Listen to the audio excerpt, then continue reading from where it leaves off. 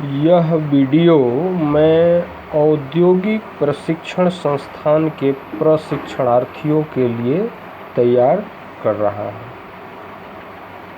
विशेषकर औद्योगिक प्रशिक्षण संस्थान का मतलब हुआ कि कारखाने से संबंधित जानकारी, कारखानों में कैसे काम किया जाता है।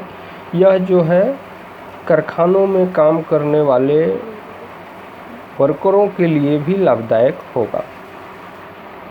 हिंदी में तकनीकी पुस्तकों का अभाव हमेशा बनता रहा है। विशेषकर औद्योगिक प्रशिक्षण संस्थान के प्रशिक्षणार्थियों के लिए तो शायद ही ऐसी कोई पुस्तक सुलभ होती है जो हिंदी में उनके ज्ञान की भूख को मिटा सके। इसलिए मैं यह वीडियो हिंदी में शुरू किया हूँ। वर्कशॉप थ्योरी एंड प्रैक्टिस, इसका प्रत्येक चैप्टर में, प्रत्येक पार्ट को मैं वीडियो के माध्यम से भेजूंगा। औद्योगिक प्रशिक्षण संस्थान के विद्यार्थियों और उद्योगों में काम करने वाले कर्मचारियों के लिए बहुत फ़ायदेमंद होगा, जहाँ तक मुझे विश्वास है। यह वीडियो हम NCTBT द्वारा निर्धारित कार्यक्रम के अनुसार तैयार किए हैं। यह वीडियो NCTBT द्वारा निर्धारित कार्यक्रम के अनुकूल ही हम तैयार कर रहे हैं।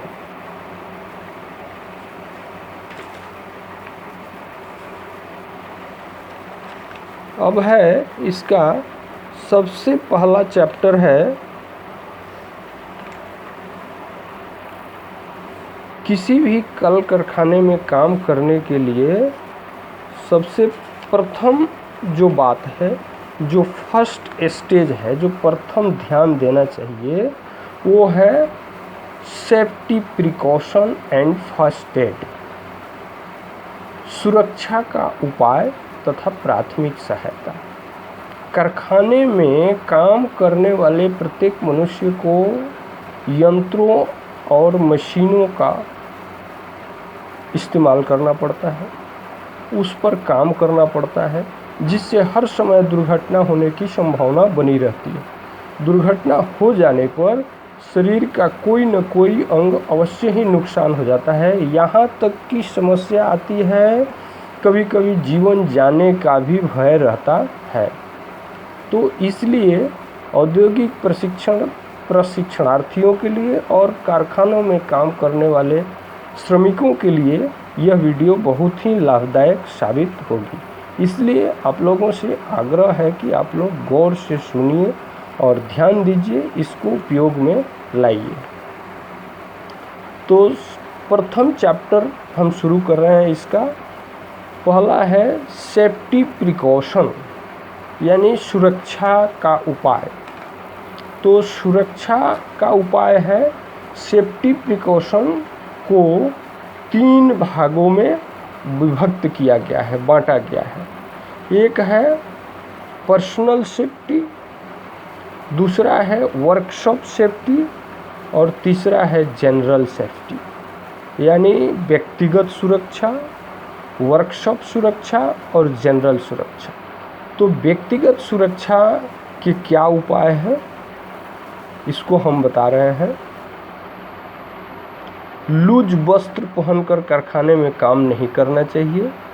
लूज कपड़े होने से वह मूवेबल पार्ट जो मशीन का है उसमें पकड़ में आ जाता है और वह कपड़े के साथ शरीर को नुकसान पहुंचाता है। दूसरा है लूज जूते, चप्पल पहनकर कारखाने में नहीं जाना चाहिए। ढीला ढाला जूता या चप्पल नहीं पहनकर जाना चाहिए। कोई सामान गिर गया तो पैर एक्सीडेंटल प्रभाव से ग्रसित हो सकता है, भयंकर दुर्घटना हो जाती है। साथ ही नंगे पैर तो भूलकर ही कारखाने में नहीं जाना चाहिए, वर्कशॉप में नहीं जाना चाहिए। कारखाने में गिरा हुआ लोहे का चिप्स जो है पैर में घुस सकता है और जिससे पैर को क्षति हो सकती है, नुकसान हो सकती है। तीसरा है, कारखाने में काम करने वाले व्यक्तियों को लंबे बाल न रखना चाहिए।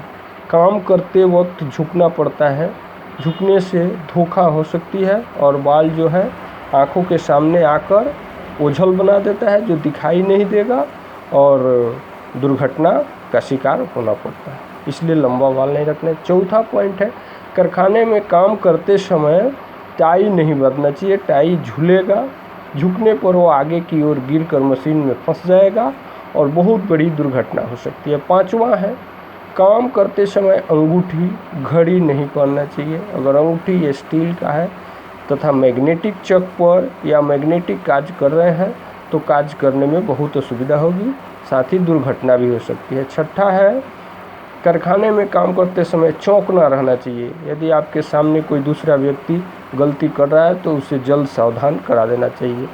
अगला है सातवां, कारखाने में काम करते समय तन तथा मन दोनों को कारखाने में ऐसे नहीं कि तन कारखाने में है तो मन घर पर है, पारिवारिक स्थिति के साथ है, तो ऐसा होने से कई भयंकर दुर्घटनाएं हो जाती है। इसलिए काम करते समय तन और मन दोनों को उसी जगह पर रखना चाहिए जिससे दुर्घटना से बचा जा सकता है। आठवां है, कार्य करते समय चश्मे का प्रयोग करना चाहिए जिससे छोटा छोटा चिप्स जो है आँख में उड़कर नहीं पड़े। नौवां है, कारखाने में हंसी मजाक भूल कर भी नहीं करना चाहिए या वर्कशॉप में। यह वीडियो जो है प्रशिक्षणार्थियों के लिए और कारखानों में काम करने वालों के लिए बहुत लाभदायक है। यह है पर्सनल सुरक्षा, व्यक्तिगत सुरक्षा। अब है 3 भाग में बांटा गया सुरक्षा। दूसरा पॉइंट है वर्कशॉप सुरक्षा। वर्कशॉप सुरक्षा में एक पॉइंट है, पॉइंट 1, अगर वर्कशॉप में कहीं ग्रीस, तेल या अन्य फिसलने वाला पदार्थ गिरा हो तो उसे शीघ्र साफ कर देना चाहिए तथा साफ करने के बाद लकड़ी का बुरादा उस पर छिड़क देना चाहिए ताकि कोई आदमी फिसल न सके। दूसरा पॉइंट है, वर्कशॉप में भारी सामान को बहुत ऊंची जगह नहीं रखना चाहिए तथा एकदम नीचे भी नहीं रखना चाहिए कि उठाने में परिश्रम लगाना पड़े, नहीं उठे, और ऊपर रखने से क्या होगा, गिरेगा तो वो नुकसान करेगा, बहुत बड़ा एक्सीडेंट कर देगा। तीसरा पॉइंट है, वर्कशॉप में मटेरियल को सुरक्षित जगह रखना चाहिए ताकि आने जाने में असुविधा न हो।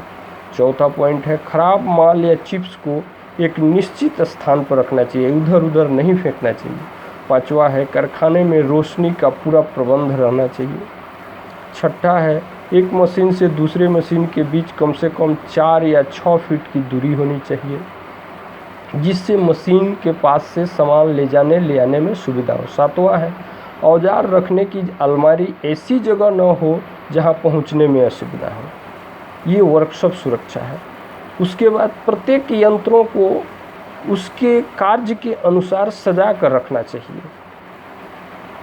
ताकि समय से वहाँ खोजा जाए और उसको प्राप्त कर उचित कार्य किया जाए, नहीं तो उससे भी दुर्घटना होने की संभावना बनी रहती है। अच्छा, बहुत आदमी क्या करते हैं कि गलत यूज करते हैं, जहाँ पर जैसे स्क्रू ड्राइवर का प्रयोग करना चाहिए वहाँ पर लोग अपने नाखून का प्रयोग करने लगते हैं, उससे खोलने लगते हैं छोटा छोटा स्क्रू, जिससे एक्सीडेंट होने की संभावना रहती है। या दूसरे इंस्ट्रूमेंट के जगह पर दूसरे इंस्ट्रूमेंट से काम चला लेते हैं, कहते इसी से काम चला लेंगे, नहीं, यह बहुत गलत है, इससे एक्सीडेंटल परिस्थिति का सामना करना पड़ सकता है। इसलिए प्रत्येक औजार को उचित जगह पर रखना चाहिए ताकि समय पर उसका संबंध श्रमिकों के साथ हो सके और उचित काम किया जा सके। ये है वर्कशॉप सुरक्षा। दूसरी है जनरल सुरक्षा। जनरल सुरक्षा के उपाय हैं, यदि कोई आदमी चिपिंग कर रहा हो तो उसके सामने नहीं खड़ा होना चाहिए, चिप्स आँख में पड़ सकता है, चिप गार्ड लगाना चाहिए। दूसरा है, चलती हालत में मशीन के आगे नहीं खड़ा होना चाहिए। तीसरा, चलती हुई मशीन में तेल नहीं देना चाहिए। चौथा, मशीन चलाने के समय यह देख लेना चाहिए कि मशीन ठीक हालत में है अथवा नहीं। अगर मशीन ठीक नहीं है तो काम नहीं करना चाहिए। 5वां है, किसी मशीन को चालू करने के पहले उनके सभी पार्ट तथा कंट्रोलिंग स्विच की पूरी जानकारी होनी चाहिए। 6, चलती हुई मशीन के कटिंग टूल या कटर के पास हाथ नहीं ले जाना चाहिए। 7वां, मशीन पर जॉब अच्छी तरह कसा होना चाहिए, उसको चेक कर लेना चाहिए कि ढीला है कि नहीं। 8वां, कारखाने में जहां खतरे के निशान लगे हो वहां सावधानी से जाना चाहिए, रेड चिन्ह लगा हो वहां पर। 9वां, प्रत्येक मशीन के बचाव के उपाय अलग अलग होते हैं, उसकी सही जानकारी होनी चाहिए, जानकारी कर लेनी चाहिए तब हाथ देनी चाहिए। किसी चलती मशीन पर हाथ रखकर खड़ा होना या उस पर चढ़ना सख्त मना है, ऐसा नहीं करना चाहिए, दुर्घटनाएं घट सकती है। 11वां, मशीन को चलती हालत में छोड़कर नहीं जाना चाहिए, यदि जाना हो तो मशीन बंद करके जाना चाहिए। 12वां, चलती हालत में मशीन के पार्ट को खोलना या टाइट या कसना उचित नहीं होता है, ऐसा नहीं करना चाहिए, ऐसा एक्सीडेंट होने की संभावना बढ़ जाती है। चलती मशीन में जॉब का मेजरमेंट माप नहीं लेना चाहिए। 14वां, अगर किसी भारी पार्ट को उठाना हो तो अकेले न उठाएं बल्कि क्रेन की सहायता लें। 15वां, ग्राइंडिंग मशीन पर काम करते समय चश्मा का व्यवहार अवश्य करें। 16, कटिंग या मापने वाले टूल को एक साथ नहीं रखना चाहिए। 17, चलते हुए मशीन का स्पीड चेंज नहीं करना चाहिए, गियर नहीं बदलना चाहिए, गियर टूट जाता है ऐसा करने से। 18, चलती हालत में मशीन का बेल्ट चढ़ाना उतारना नहीं चाहिए। 19, मशीन पर रोशनी का पूरा प्रबंध रहे ताकि कार्य करने में सुविधा हो। उचित साइज का रिंच व्यवहार करना चाहिए, गलत नहीं करना चाहिए जिससे एक्सीडेंट हो सकता है।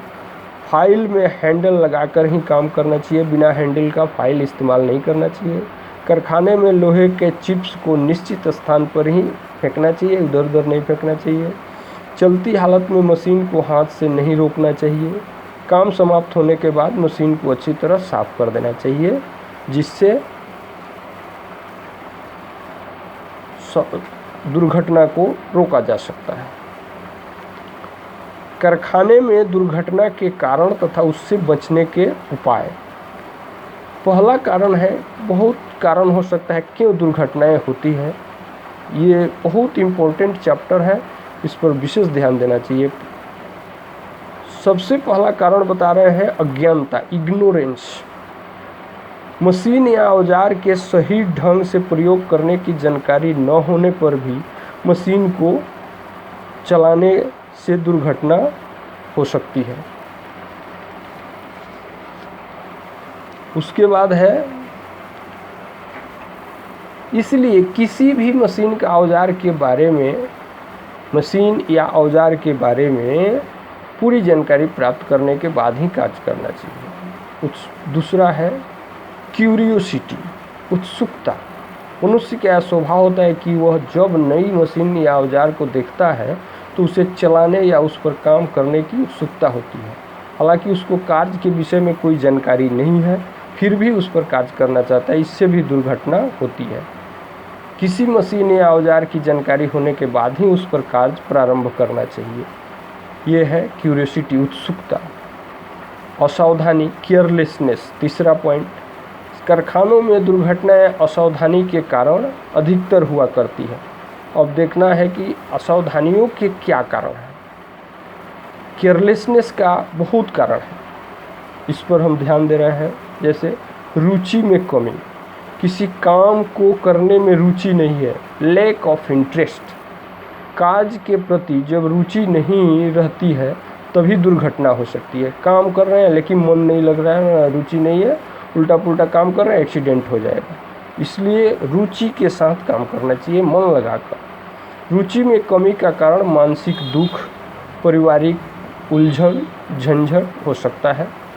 काम के तरफ से ध्यान हटा रहना ही रुचि में कमी है। मानसिक कठिनाइयों को दूर करने में ध्यान लगा रहता है।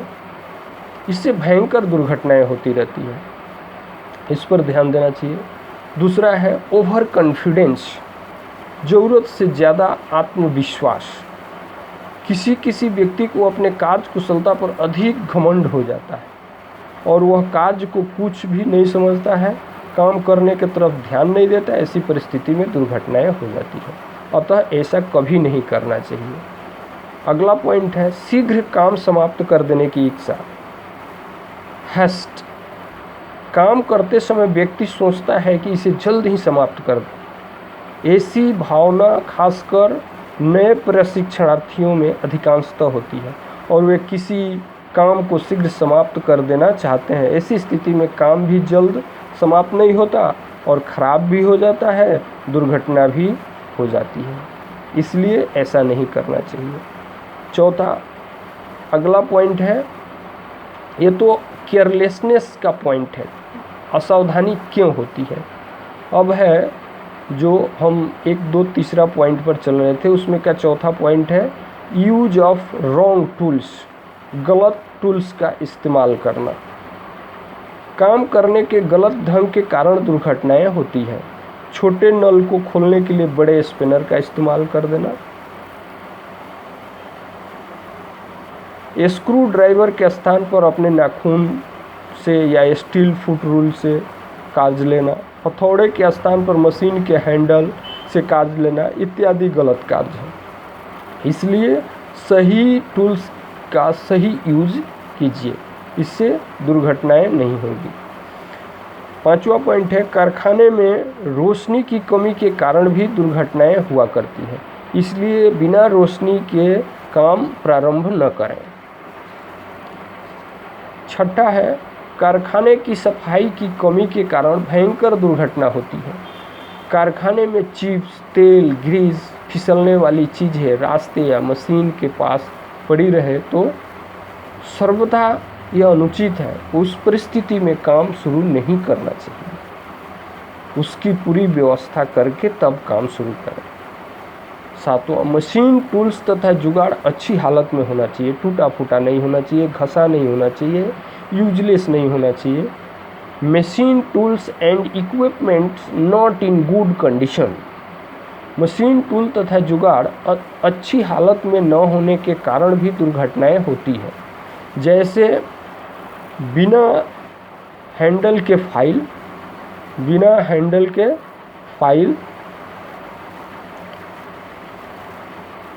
हैंडल टूटा हुआ, हथौड़ा, एक मशीन से दूसरे मशीन के बीच असुविधाजनक दूरी।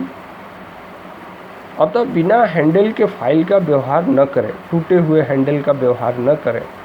एक मशीन से दूसरे मशीन के बीच की दूरी कम से कम 125 सेंटीमीटर से 200 सेंटीमीटर की होनी चाहिए।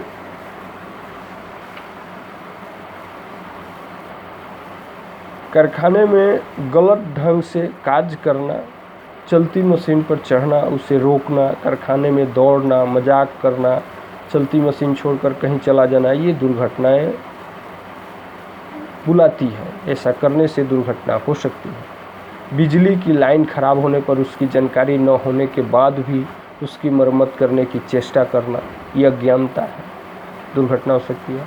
खतरनाक पदार्थों को, डेंजरस मटेरियल के कारण भी दुर्घटनाएं हो जाती है। जैसे पेट्रोल के पास दियसलाई जलाने से, गैस या एसिड का काम करते समय चश्मा, hand gloves, gas helmet, gas mask इत्यादि का व्यवहार जरूर करना चाहिए।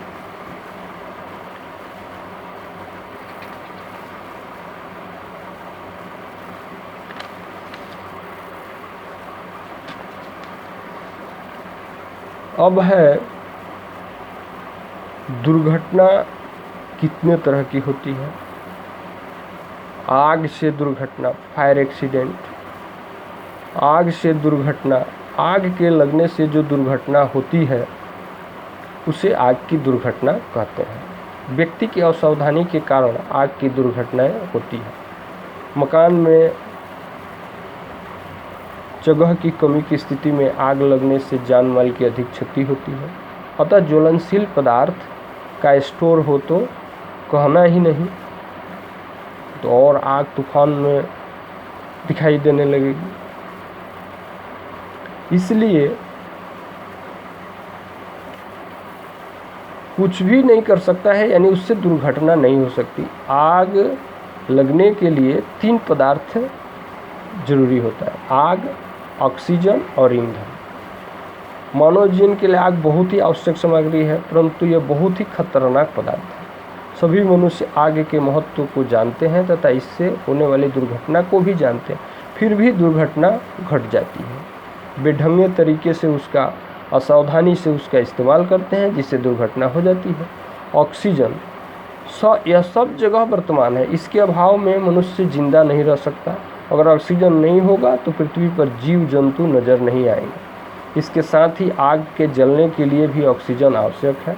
ऑक्सीजन के अभाव में आग नहीं जल सकता। ऑक्सीजन सब जगह है, चाहे वह ज्वलनशील पदार्थ का स्टोर हो या कोई अन्य स्थान हो। आग लगने पर यथासंभव ऑक्सीजन को रोकने का प्रयास करना चाहिए। अगर आप किसी स्टोर में आग लगा हो तो यथाशीघ्र स्टोर के दरवाजे एवं खिड़की को बंद कर देना चाहिए। अब दूसरा है ईंधन, फ्यूल। यह भी मनुष्य द्वारा एकत्र किया जाता है क्योंकि यह उसका पेशा है, प्रोफेशन है। उदाहरण स्वरूप मैं बता रहा हूँ कि कारखाने में विभिन्न प्रकार के तेल एवं जूट एकत्र किए जाते हैं, हो जाते हैं रोज रोज। अगर कपड़े का कारखाना हो तो बहुत ज़्यादा स्टोर रहता है। यह ज्वलनशील पदार्थ होते हुए स्टोर में रखा जाएगा क्योंकि व्यापारियों का यह पेशा है, इससे स्टोर करके रखते हैं। साथ ही साथ इसे रोका भी नहीं जा सकता क्योंकि यह सामान जनता के लिए आवश्यक है। अब है विभिन्न प्रकार के आग है। आग बहुत प्रकार के हैं और उसे रोकने के तरीके भी अलग अलग हैं, इसके बारे में मैं बता रहा हूँ। आग है, साधारणतः बता रहे हैं हम, कार्बोनेशियम फायर, कार्बोनेशियम फायर। दूसरा है वाइल्ड फायर, तेल का आग। उसके बाद इलेक्ट्रिकल फायर। ये 3 तरह का मुख्य रूप से हम बता रहे हैं। एक है कार्बोनेशियम फायर, वाइल्ड फायर और इलेक्ट्रिकल फायर। और उद्योग से संबंधित प्राय 3 तरह का हम बता रहे हैं। कार्बोनेशियम फायर क्या है? कार्बोनेशियम फायर किसे कहते हैं?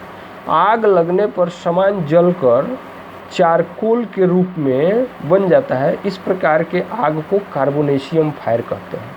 इस प्रकार के आग को कार्बोनेशियम फायर कहते हैं।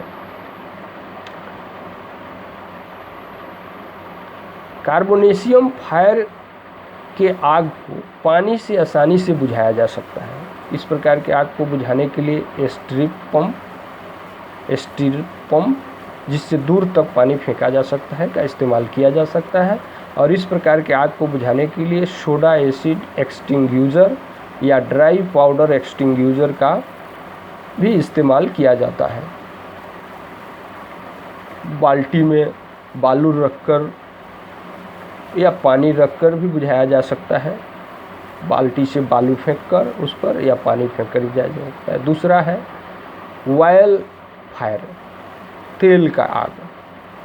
पेट्रोल, तेल, ग्रीस इत्यादि इसी प्रकार के तरल पदार्थ में लगे आग को वाइल्ड फायर कहते हैं। यह भी बहुत ही खतरनाक आग होता है। इसे बुझाना कठिन होता है। कार्बोनेशियम फायर से कठिन होता है वाइल्ड फायर, बहुत कठिन होता है। इस प्रकार के आग में जब पानी डाला जाता है तो आग में घी का काम करता है। इसलिए इस प्रकार के आग को बुझाने के लिए पानी का इस्तेमाल नहीं करना चाहिए। ये ध्यान दीजिए, आग के फायर को कैसे बुझाया जाता है। इसमें डायरेक्ट पानी डालने से आग और बढ़ने की परिस्थिति में आ जाएगी और संभालना मुश्किल हो जाएगा। इसलिए वाइल्ड फायर में पानी का इस्तेमाल नहीं करना चाहिए।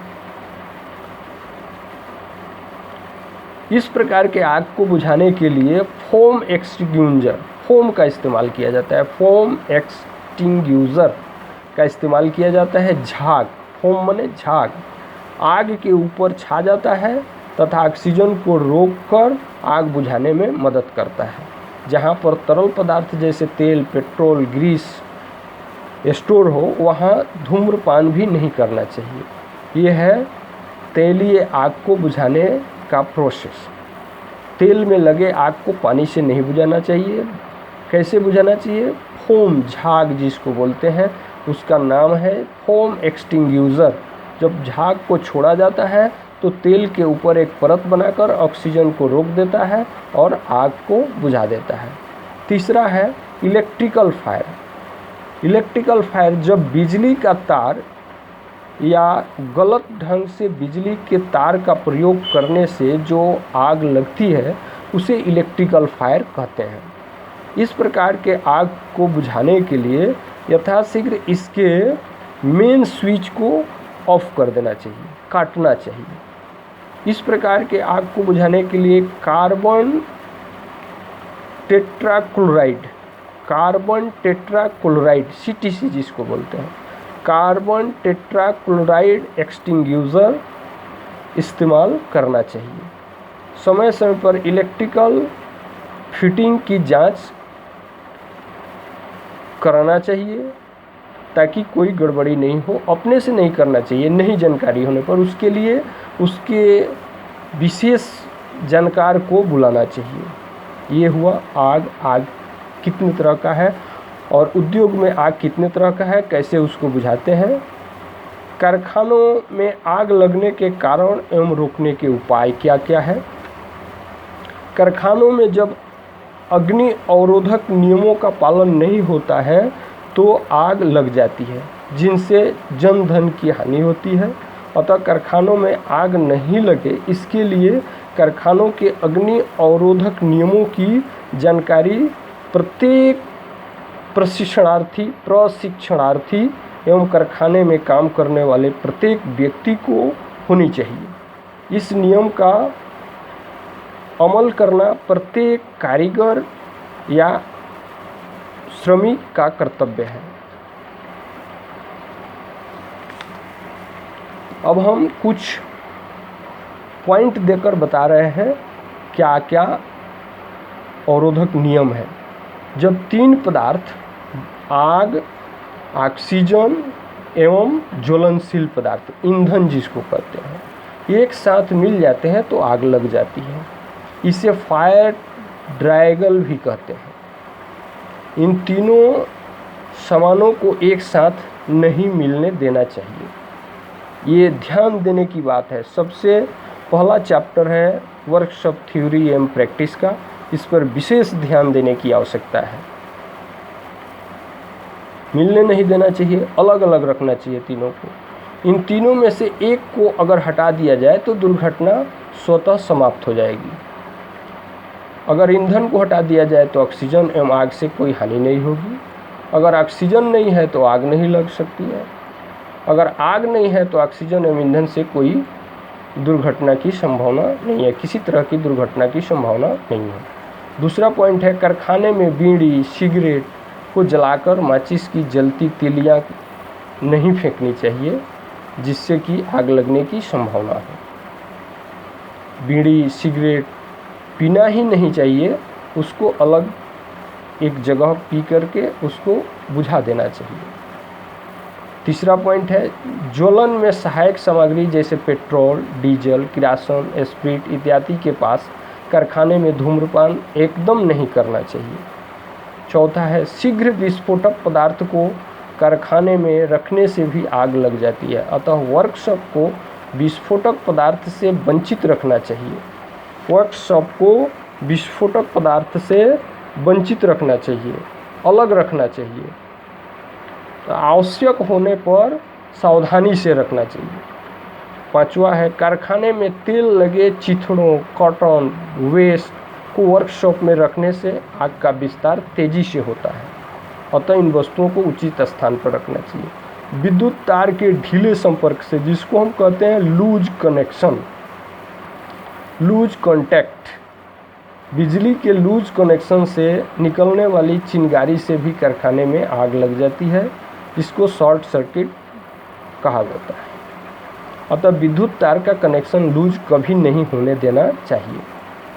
कभी कभी तीव्र गति से घूमने वाली मशीन के पार्ट के बीच भी घर्षण होने से कारखाने में आग लग जाती है, अतः इसका बचाव करना चाहिए। इसके लिए क्या, लुब्रिकेशन की उपलब्धता होनी चाहिए।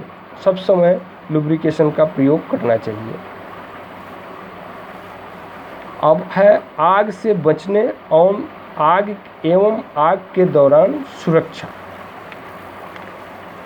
अग्नि अवरोधक सामान की आवश्यक अचानक पड़ती है। आवश्यकता अग्नि अवरोधक सामान की आवश्यकता अचानक पड़ती है, इसलिए इस प्रकार के सामान को प्रत्येक कारीगर की जानकारी में होनी चाहिए कि कहाँ है, जल्दी पाने के लिए।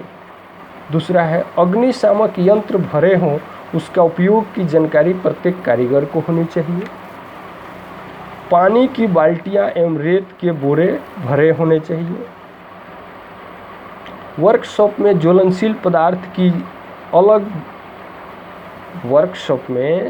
पदार्थ हम आगे बता दिए हैं, इसके पहले बताए हैं कौन कौन ज्वलनशील पदार्थ है।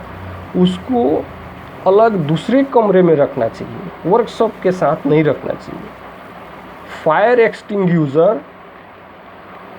एक्सटिंग्यूजर को मैग्नेट के पास या अन्य कई निश्चित स्थानों पर तैयार स्थिति में बिना ताले का रखना चाहिए। ताला देने से क्या होता है, ज़रूरत पर चाबी नहीं मिला तो वो काम में नहीं लाया जा सकता है, इसलिए उसको ताले से मुक्त रखना चाहिए। स्टोर या किसी अन्य स्थान जहां ज्वलनशील पदार्थ रखा गया हो, वहां सेफ्टी लैंप का इस्तेमाल करना चाहिए, समय से पहचाना जा सके, समय से उसको निकाला जा सके। ओपन फायर का भूलकर इस्तेमाल नहीं करना चाहिए। अगला है आग लगने पर खिड़की दरवाज़ा को यथाशीघ्र बंद कर देना चाहिए, जिससे ऑक्सीजन को कंट्रोल किया जा सके। अगर तेल में आग लग गया हो तो पानी नहीं डालना चाहिए, ये हम बता चुके हैं। फोम एक्सटिंग्यूजर का इस्तेमाल करना चाहिए। फायर स्टेशन को शीघ्र ही सूचित करना चाहिए। अब है अग्निशामक यंत्र यानी फायर एक्सटिंग्यूजर, जिसको फायर एक्सटिंग्यूजर कहते हैं, जिससे आग को बुझाया जाता है। अग्निशामक यंत्र आग बुझाने का यंत्र है। यह विभिन्न प्रकार का होता है, बहुत प्रकार का होता है, जो हम यहाँ बता रहे हैं। कुछ के बारे में हम समझा रहे हैं। यहाँ हम बता रहे हैं सोडा एसिड एक्सटिंग्यूजर के बनावट के बारे में।